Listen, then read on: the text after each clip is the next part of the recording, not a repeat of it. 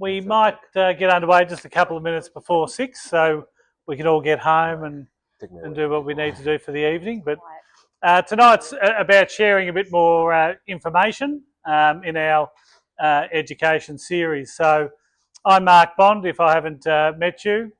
So thank you very much for making the time to come in, and hopefully you've tried some of the food that's been organised by Julie. So a round of applause for Julie would be great. And there's a number of the team standing at the back there, and no doubt you've had chats to them as you've come through.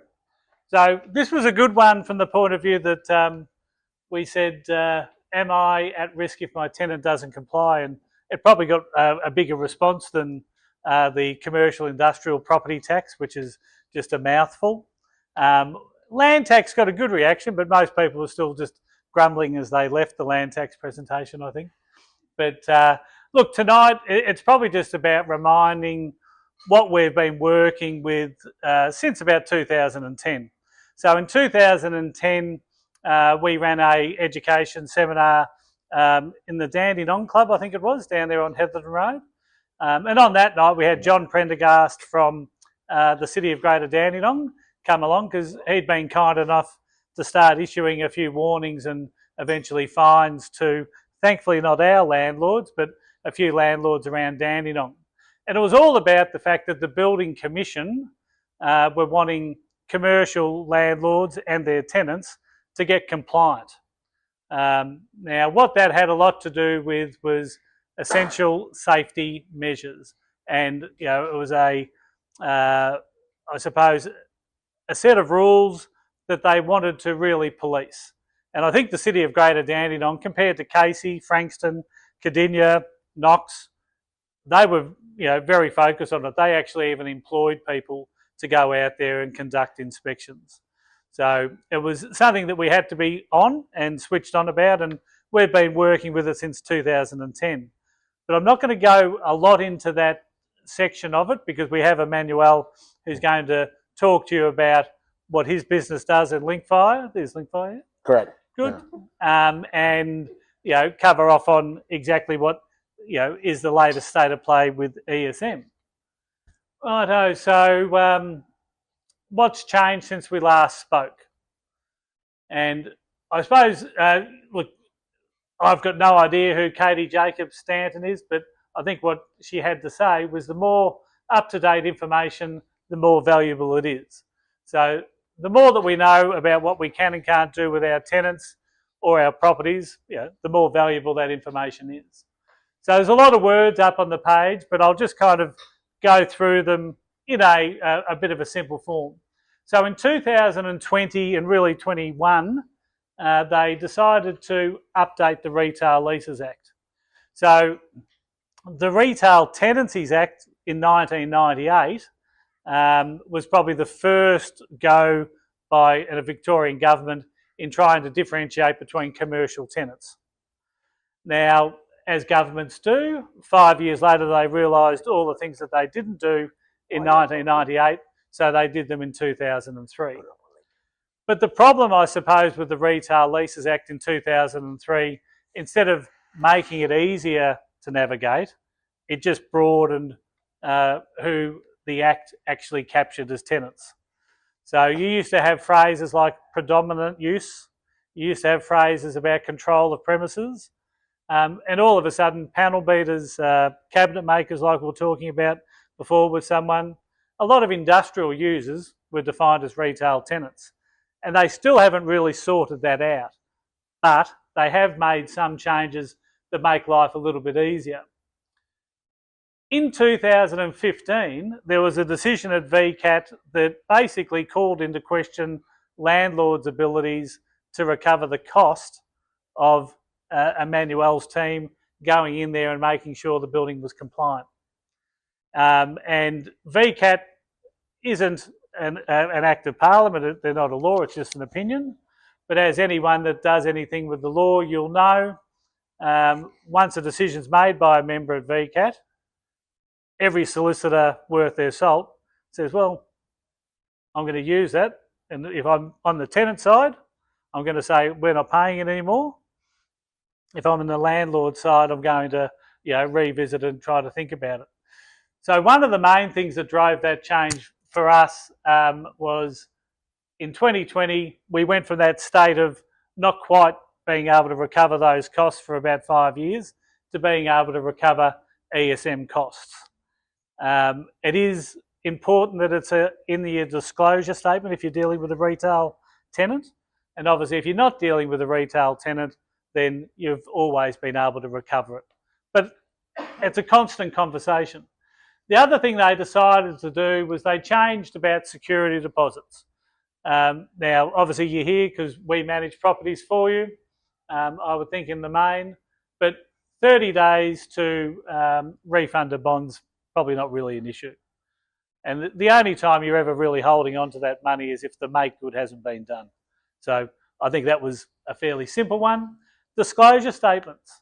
If we've released a property for you since 2020, you would have noticed that you've got a 14-day period where you don't know whether you're Arthur or Martha, to put it nicely. You don't have a tenant for 14 days. And, hopefully you haven't, but you could get someone ring you up and say, look, the tenant signed their lease and they've signed their disclosure and they've even paid their monies. You're right to let them in. My answer to you on that would be, well, if you let them in, you let them in knowing that they're actually still not your tenant until that 14 days has expired.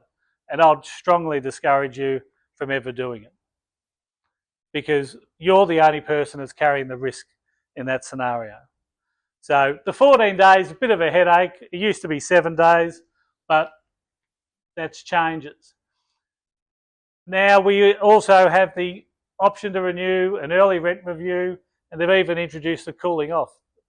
No surprise, Labor government, there's lots of choices there just to make it a bit tougher for us all.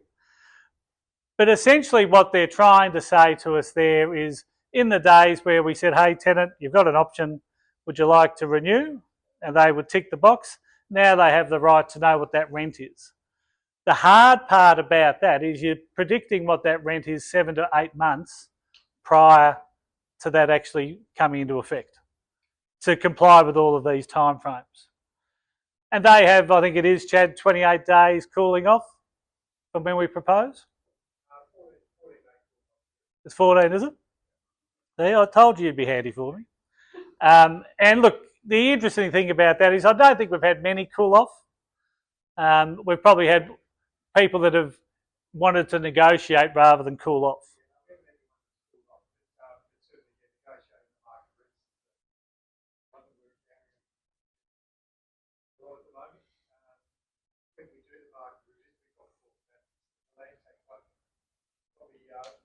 Mark, myself, and Matty O'Day, you run through those market reviews. So, yeah, and what we try to do with our rent reviews, as much as we're 7 to 8 months out, we deliberately distinguish between a non-retail and a retail tenant. And the reason is we know with our retail tenant that you're carrying the cost of land tax and you're carrying the other costs that just come from having a retail tenant compared to a non-retail. Land tax probably your biggest one. Lease preparation isn't too big a headache. So we'll try to factor that in when we're making that review. It's about $8 to $10 a metre we're finding on average, depending on size of properties. So when we talk about metre rates, we'll be pushing it by as much as $10 a metre. But any questions on that, you can ask me as we get towards the end. The information brochure really hasn't changed. It just reminds everyone that you've got to make them aware of it. The 5-year waiver certificate, I think the hilarious thing about this is when they had a 5-year waiver certificate in 2003, the Victorian Small Business Commission were that understaffed that you could apply for one, have a 2-year lease, and they still hadn't responded to you. They're now fairly quick. So that's if a tenant doesn't want 5 years and you don't want them to have 5 years, you can get a certificate that covers that off. The appointing of a specialist retail valuer, yep, that sounds expensive, and it is. That's why, as Chad touched on, when we're doing our market reviews, we're always going to be thinking about it from the point of view, can we substantiate, can we support what we're saying with our rent review? Are we likely to be challenged, and can we answer that challenge? And I think just have confidence in the fact that we're never going to propose something we can't support. So hopefully you don't have to use a retail valuer, but if you do, that's a few $1,000s, which we would use as part of the negotiation with the tenant before we made money for the valuers. So we've got a couple of links in there, and when you have finished tonight, this will get sent to you. You can have a flick, you can have a read through, or you can simply just pick up the phone and have a chat about it. Not massive changes, it's just got to do with timing and the fact that the definition of a retail tenant's still very broad. Now, just before we get on to what's behind me, with that, when you get the opportunity of getting a new tenant, I think I would really like you all to think about whether or not that tenant truly is retail or non-retail. So if the public can go to that property and they can access that property freely, under the Retail Leases Act, broadly speaking, they can consider themselves retail. So we want to talk about control of premises. And we've got special conditions now that talk about how they control the premises. And I think if you, a little bit logically, people aren't wanting people to walk into their warehouse, so hence they're restricting access, they're controlling access, and not in all cases, but in a number of cases, we should be able to reset that non-retail and retail dynamic. Certainly, if you've got someone that's selling shoes out of a warehouse, that's retail. And we've got examples of that, and be aware. So the Building Commission is now known as the Building and Plumbing Commission. That only happened in July. Got spoken about a bit. A number of you will have roofs that you've seen leak, and you might ring us up and say, hey, is it under warranty? And if it, in the old days, if it was within 10 years, we'd go off to the Plumbing Commission, they'd ring up the plumber, find out that they deregistered, but they would still have to fix it. These days, you've got to go to the BPC, which, I think someone said to me a little bit before, oh, that's just another layer of difficulty. It could be. It only came in July, so I haven't got a firm view on it, but that's exactly what it is. The final one that I wanted to put up there, and this is about as much about education for my team as well as for you, is about those classes of building. Because when we have a look at the certificate of occupancy in a minute, it will refer to the class of the building.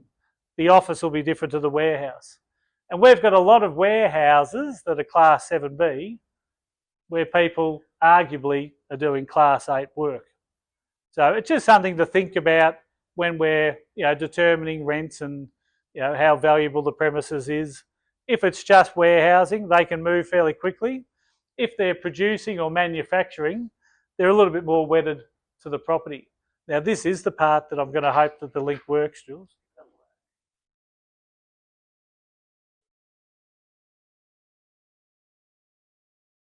So when we settle on a property, you'll get a bunch of things if it's brand new, and one of them that you'll often get is an occupancy permit or certificate of occupancy. So it tells you a lot of things about the property. In this case, this is a building which is a multi-level office building in Victor Crescent, and it talks about the number of people per levels. But we'll just go down a bit, Julie. Keep on going down a little bit more till we get to the table. Oh, actually, yeah, about there is good. A bit higher. Sorry. Righto. So the nature and or frequency of test or inspection. So what Emmanuel's going to talk about is exactly what we do here. So the requirements for an office building or a warehouse building, or some of you might have places of assembly. Once they've moved in there and they've done a fit out, they have to update the certificate of occupancy. If they don't, then you're left with a certificate of occupancy of back when the last tenant that did it. So when we fitted out upstairs here, we got a certificate of occupancy because we changed the path of travel in and around the building. When you go down on this, Julie, you'll find requirements about paths of travel, but you'll also find things about mechanical installations like air conditioning. So if a property is built with air conditioning, it'll appear here. If it's not, and it's fitted in at a later date, and no one updates the C of O, it won't be. So you've got things like every 3 months, you've got to check. Every 6 months, you've got to check the fire equipment. These are the things that Emmanuel will talk about. But if you don't have a certificate of occupancy in the reception of the place that you own, the Building Commission, or now the BPC, can issue a fine for not having it there. So we often, and back in 2010, we had many applications out to get copies of the certificate of occupancy. And if you're unsure, please talk to your property manager tomorrow, and let's make sure that we are compliant. I know that you are, Sue, from a couple of jobs that we've done in Hallam, but giving it to the tenant and asking them to have it on display is one thing, but when we do our annual inspections, we're always checking for it. You know, often we find them sitting next to the water heater under the cupboard, which isn't quite compliant, but that's more to do with the tenant than anything else. So hopefully that's not too content heavy, but they're the changes to the Retail Leases Act. And welcome, Emmanuel. Thank you. Thank you. Appreciate that. No worries. There we go. Thank you. Thanks for having me, first and foremost. I'm up here. I guess I put together some kind of performance for you guys for Monday night. But we're here to talk about fire and safety. Mark took you through some of the foundations around fire and safety. And I did put together some slides for us today that will allow us, that will allow to start a conversation, right? I want this to be interactive. I am part of Linkfire. I guess the first part is to introduce you as to who we are. So we're an Australian-owned company based here in Victoria, just up the road in Bayswater, actually, our warehouse. And we've got over 100 staff servicing the Victorian region. And within that, we've got 90 technicians that are roaming into the field. They're actually accredited and qualified for what it is that they're going to do. So if we look at this room here, for example, we got sprinklers up there. We might have some emergency exit lights. So if they're touching or servicing that piece of asset, they're qualified to do that, right? So all 90 technicians can do that. And we're heavily involved in all the associations, just like Mark and the team here. When things happen and or change in the industry, we're the first ones to know, because like I said to the team when I did a presentation for them recently, their job is to actually know and understand that they can tap my shoulder, being a phone call or an email, to actually tap into subject matter expert. I'm not standing here as an expert at a company. I'll give you guys that as a caveat to start with, because I have an incredible team of service technicians that can answer all questions, right? I've got the surface level, maybe the second layer of fire and safety that I can take you guys through today. But we've got an incredible team that supports a lot of the properties that we actually are servicing for FACES. So we talked about the standards. So what we do are binded by the 1851-2012 standard.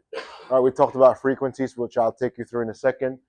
But we don't do anything outside of this, right? Because somebody has actually always identified what type of assets needs to be serviced and maintained, and how often do they need to be checked.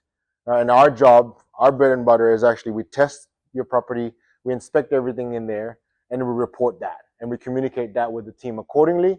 And then you as a landlord and or the tenant obviously gets to receive that same information as well. So everybody that's involved in that property gets to have that access to that report. You talked about occupancy permits a little bit earlier. For us, what occupancy permit does is it gives us a guide as to what's in that property. Yes, Mark said earlier that sometimes it's not accurate because there might have been a change in that property. The job of the, i.e. the owner or the tenant at that point is to actually employ a building surveyor in order for them to actually adjust or modify that permit so that the appropriate permit can then be presented.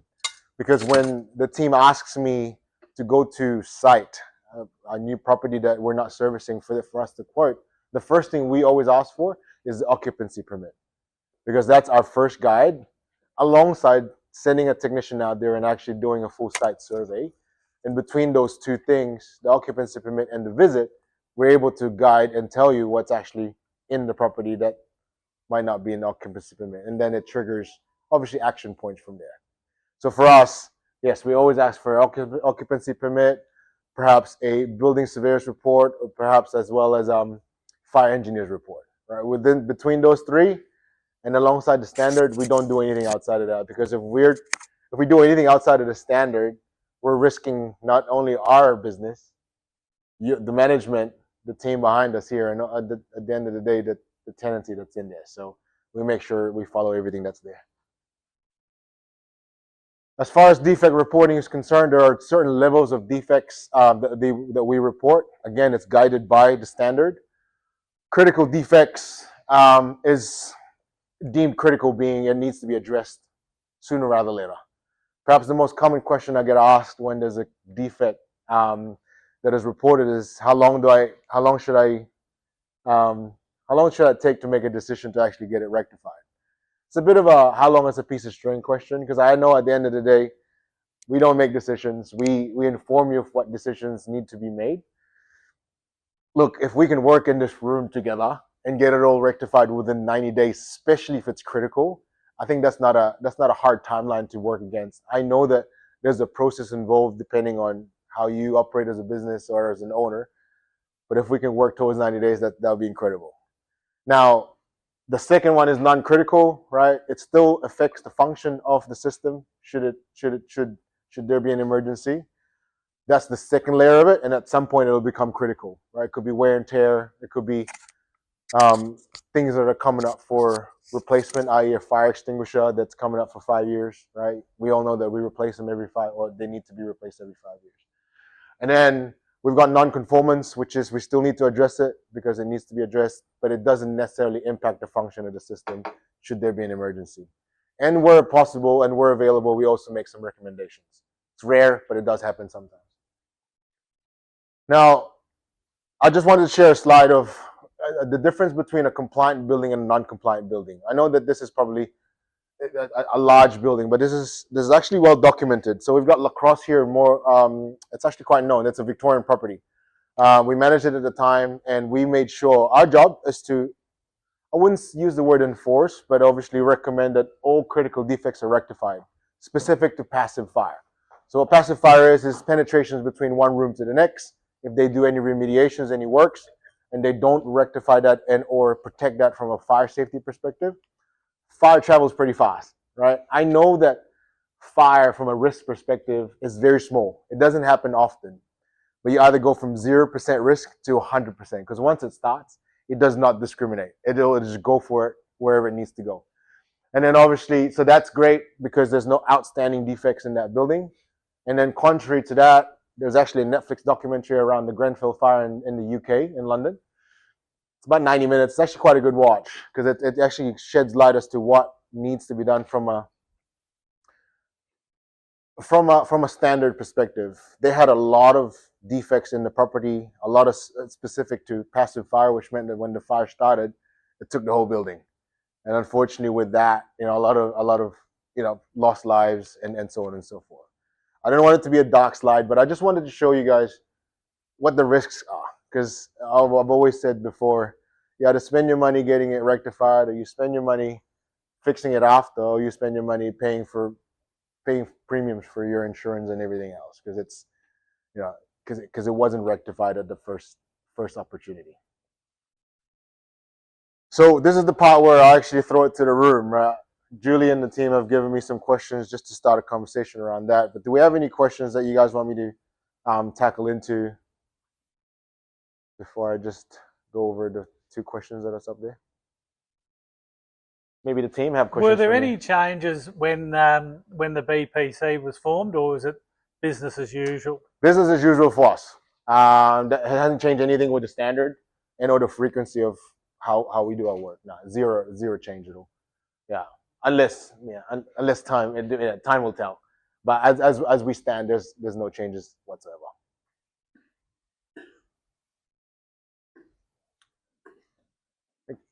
All right. So, with regards to frequencies, I know that Mark mentioned earlier that you wanted me to talk you through that. So, I've just got myself a note here because there's a few of them. So, from a frequency perspective, portable fire equipment. What's a portable fire equipment? First and foremost, you got your fire extinguishers, you got your hose reel, you got your fire blankets. Those are checked every 6 months. All right. You got fire detection systems, which is your fire panel. You may or may not have one in your building, but that's actually checked every month. All right. That's actually the heartbeat of your system if you have one.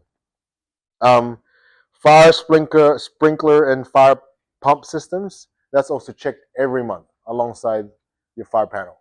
All right. They need to make sure that there's pressure in the water in the sprinklers because that's the first thing that needs to go off if there's a fire. Right. If you have a sprinkler system. So your fire panels, and certainly see them in office buildings, shopping centres. Yep. When This people building. walked in here, it's on the left-hand side as you walk in. Yeah. Is there a size of warehouse where it triggers it, or is it more about the office? It's more the office and how it's used. Right. Yeah. Or whether the warehouse has sprinklers. Well, sprinklers more so. A lot of them are independent systems. It's more so detectors, emergency exit lights, and the likes that triggers when something happens. Yep. The sprinkler, for the most part, unless it's a brand spanking new building that's connected to the fire panel, there are some for sure, but more often they're not. But yeah, more detectors and zoning as to where the incident is happening. Understand? Yeah, answer your question. Yeah, all good. Emergency and exit lights are checked every 6 months. A little bit of information there. We actually trigger all the emergency and exit lights for 90 minutes. All right, so the technician is there for 90 minutes because it needs to function for 90 minutes. All right, that's the agreed time that the light needs to function in order for somebody to exit safely.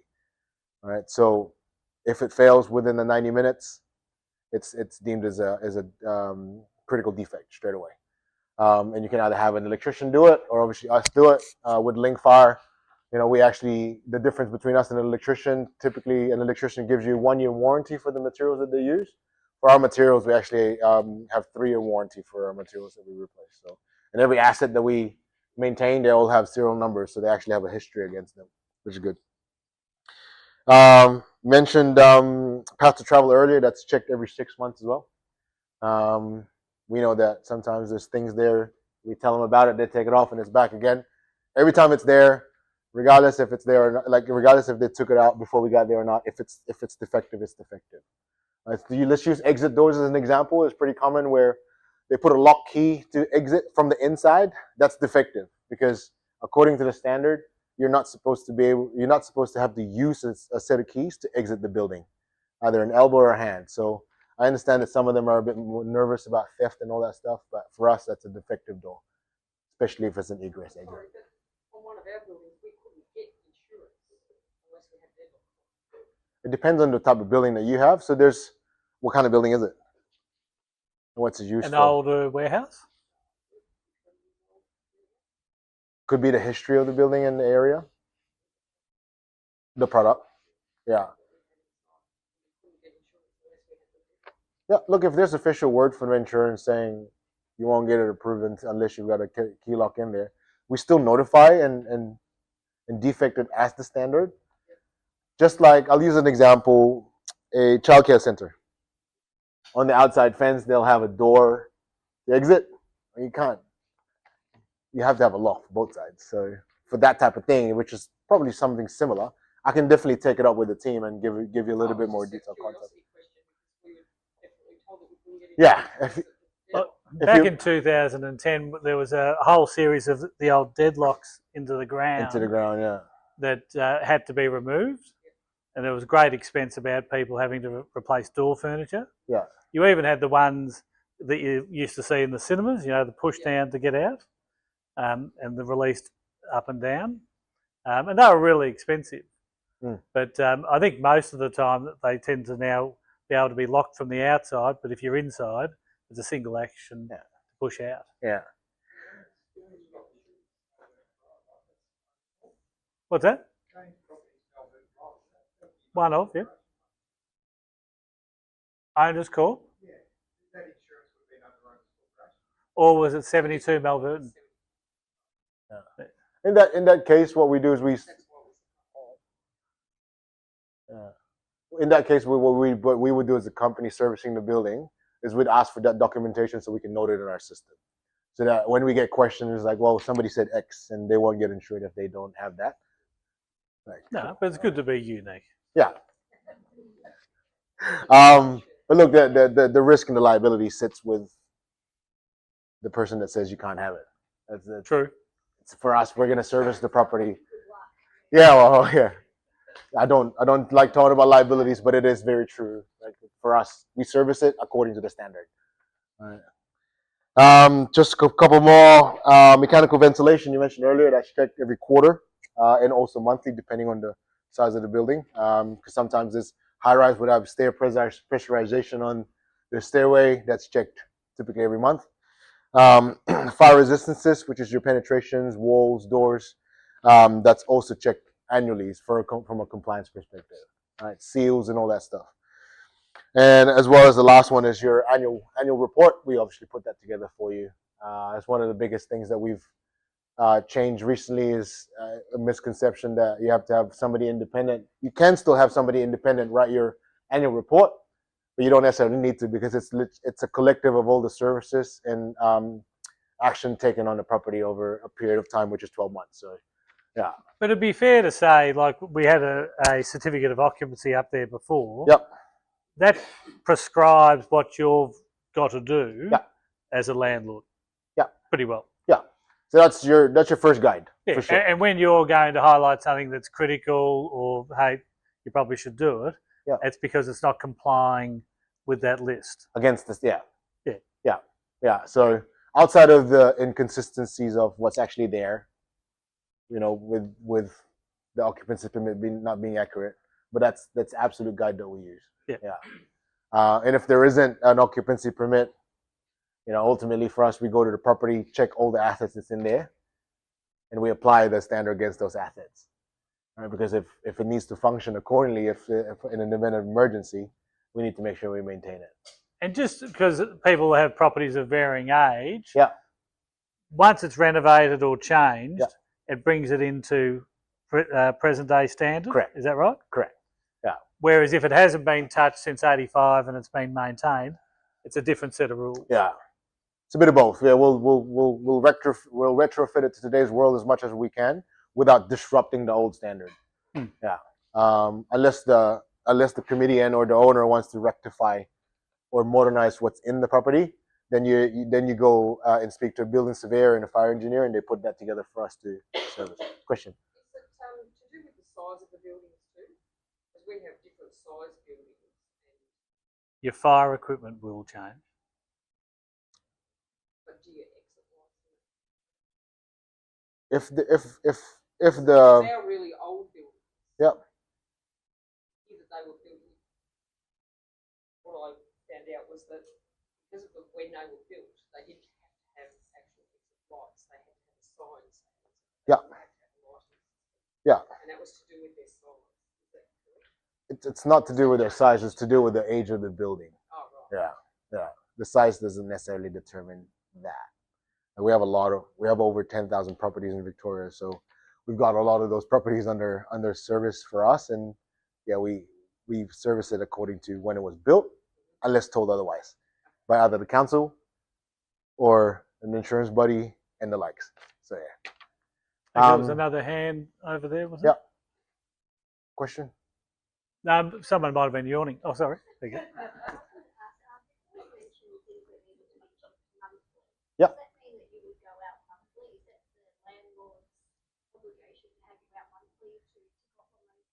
Yeah. Depends on the asset. So depends on what's in the building. If there's a fire panel in there, we're there every month. If there's a sprinkler system in there, we're there every month. It'll be just part of what happens automatically. Yeah. Sometimes it'll be fair to say, though, because you guys always give a bit of a Bible for people to check. Yes, it's digital these days. We've got a Be Secure for all the visits that we do. Oh, that's good. Yeah. No, we do. We do the servicing. Yeah, yeah. Unless they're an accredited practitioner, then they shouldn't be taking that off. I'm sorry. If we have access details, yeah, yeah, yeah. Look, for us, I appreciate that comment, by the way, because for us, the least amount of disruption to the function of the business is the best for us. So oftentimes we ask for access details, right? There are times that you dictate that we got to call and book before we go there, right? So there's a bit of to and from there, but that's, for us, some of the larger buildings we have key safe access where we go there, set of keys, grab. Like, yeah, if we didn't see any human being in that building, they wouldn't have known that we were there unless they look at the CCTV. But we are there, and we report all the services that we do. But what you can also find is whether it's the digital report or the on-site book, that it's being ticked or being checked. Yeah. So whether it's Linkfire or another provider, it's all worth saying to the property manager, hey, when you did your annual inspection, did you check? So were you generally engaged on a yearly basis, like you pay the fees yearly, and you just come and do that monthly, 6 monthly, or? So yeah, great question. It's invoiced quarterly. That doesn't determine the frequency has got nothing to do with how often you're invoiced.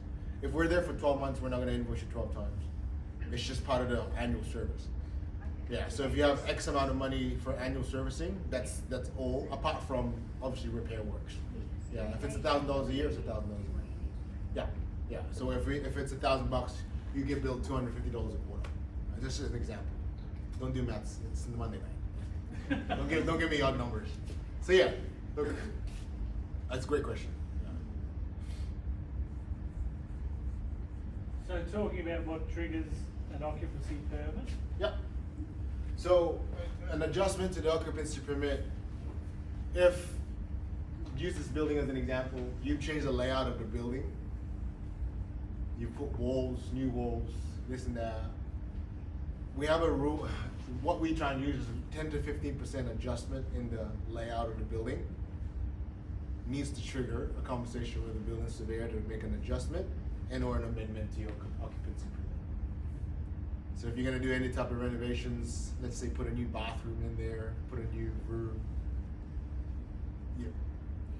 that triggers that conversation and an adjustment to the occupancy permit. And with the tenants, that's part of something that they've got to get the approval for. Yeah, because they need to obviously get the ticket of approval then for what they want to use the property for. Is, for lack of a better term, kosher to everything else. Yeah, the special conditions cover it in most of your cases. Yeah. Go for it. Question. Yeah. Does that include mezzanine floors? Include what? Sorry. Mezzanine floors. Mezzanine floors. If you haven't, you build a new one or you want to update it? If you build a new one, Yeah. I would suggest yes. That would change. It's a pretty drastic change to the layout of the building because there's now call it a second floor for, let's say, quarter of the floor space. And it needs to be, need to shed the walls, exit lights. If it's a staircase, you need to have a luminant light just to suggest. I know it's logical, but according to the standard, you need to have a light that suggests which direction to go. Yeah. So mezzanine, yes. But if it's already there to start with, I would just check the occupancy permit. Yeah, we can look at that for you. Yeah. Good questions tonight. I like it. I'm actually able to answer them, so it's good. A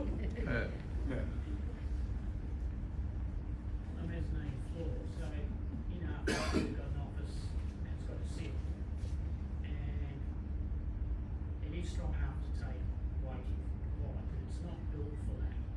Okay. A tenant moves in, and then unbeknown to us, they start storing stuff up there and using it as a mezzanine Yep. situation, storage or whatever. What clout have we got to say we've got to get a building occupation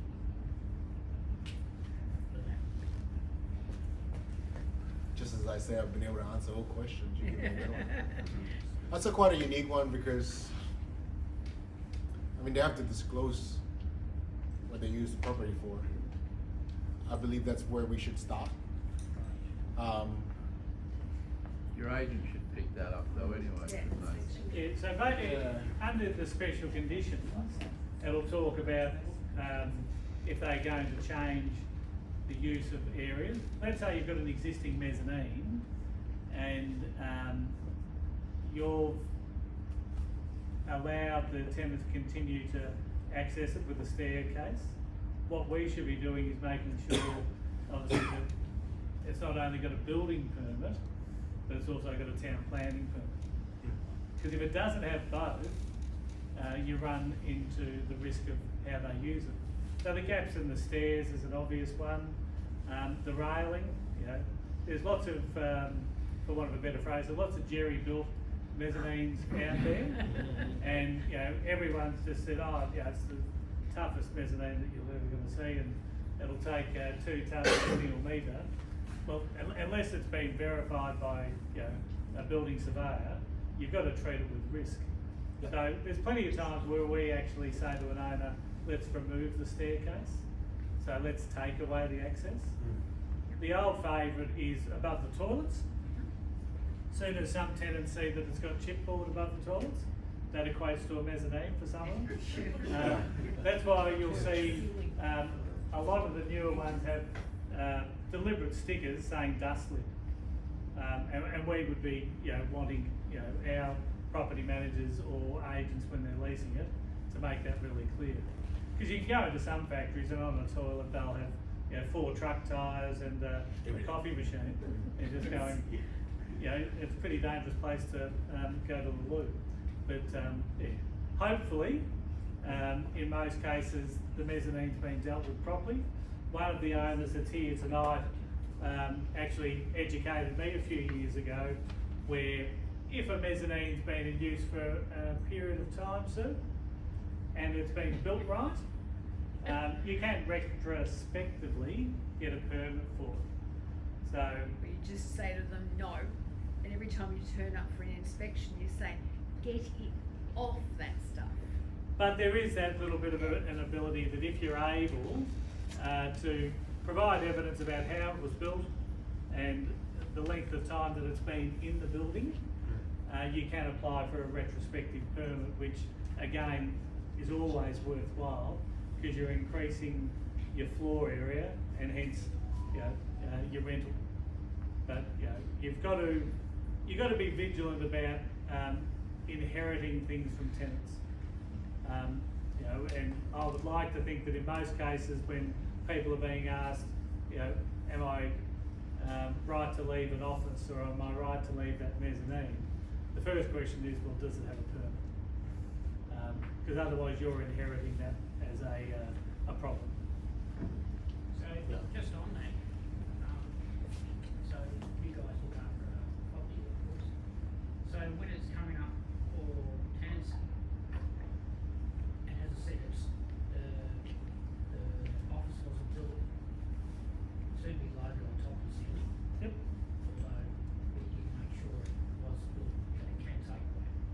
But we're not renting it out with the situation that they can store stuff up there. So you as an agent, would you be saying to the tenant who's going to lease it, and by the way, you can't store stuff up there? Should be. We've got cases where we'll have special conditions that specifically say that. But generally with the annual inspection, and again, you see some weird and wonderful things. The owner of this one's not here at the moment, but 28 Commercial Drive, Lynbrook, to give you an idea, a small transport business, and because the single level office had a nice 2 metres of storage in his mind, and that he could easily access over his lunchroom, he was putting plenty of stuff up there, and consequently there was ceiling damage and wall damage that all had to be repaired. Now he was very offended when we explained to him that none of it was permissible, but they're the kind of things, and that's why we're trying to get well on top of those annual inspections. We've still got tenants that are refusing people access, and you've still got tenants that'll try to walk you around and avoid certain Yeah. things. So it's not perfect, but I would like to think that we're certainly saying to people, you can't store goods up there. And look, obviously in that case, they're having to use a forklift or some other way of getting up. God forbid they're using a ladder. We all know that they spell a bit of trouble for all of us over 50. So yeah, it's one of those funny things that tenants are extremely happy if they're able to do whatever they want to do, until it becomes our problem or your problem. And you just got to be pulling them back. And I think Chad and his crew have been fairly good at highlighting things. And yeah, we can always improve. And ultimately get it documented. I think it's, someone's address, send it to them, let them know, which is what we do. It's exactly what we do. We make sure you guys know. Yeah. Well, the pitch is a good start. Sorry, just a quick one. I had one incident, I had to remove the staircase and I didn't go up there. So am I legally covered myself, or? Well, they're only accessing They go by with their the own ladder, means. are they liable, or I just hope I've got good insurance? No, well, if you're taking away their access, I'm talking about, yes. okay, and they're still accessing it by their own means, Yeah. well, they're doing it at their own risk. So when you're not there, you don't know what they're doing. So. Yeah. But you still come back to I would come back to the point about, removing the stairs is an obvious one. Removing the structure is the better one. Yeah, we've got the office underneath it, so. Yeah. But hey, you can't store up there. Just there's little stickers that you can buy, dust lid. Because, like what we were touching on over here, you've got no way of knowing what one box has in it compared to the next. Paper can be pretty heavy. And if it's going up there, it's not vitally important. They just haven't thrown it out. We've all got garages with a few things like that. So you're covered then, the landlord's covered, if you remove the stairs and they want to go by ladder, it's their own risk. Well, that'll be my Obviously. interpretation to it. Yeah. Okay. I haven't quite got my law degree, but there is a good lawyer in the room. We can run it past him later. But I'd suggest here that they're accessing it by their own means. Yeah. You're not providing them access. Any other questions about essential fire safety? Or just- No? I'll pass on my details to everybody out, to Julie and the team. If you guys have any questions, feel free. Well, I think the great thing for us is this is the second one you've done this year. Yeah. You did a presentation to the team. Yeah. And I know that some of the property managers that are here, everyone just walked out of that feeling a lot more confident Oh, that's about good. what they do. Yeah, So thank you, Emmanuel, and thanks very much. Thank you. Appreciate it. Thank you. Hopefully you'll enjoy that a little bit later. Somehow. Appreciate it. No worries. So are there any questions with what we've covered? Obviously you don't have to race off. There's drinks, there's a little bit of food left, but if you've got no other questions, then you're free to obviously enjoy the rest of your, are we Monday? We're Monday. Monday. It feels like Tuesday, but you enjoy the rest of your night. But if you've got some questions that you haven't quite covered, we're here, the team at the back, and obviously to my right. But thank you again for coming.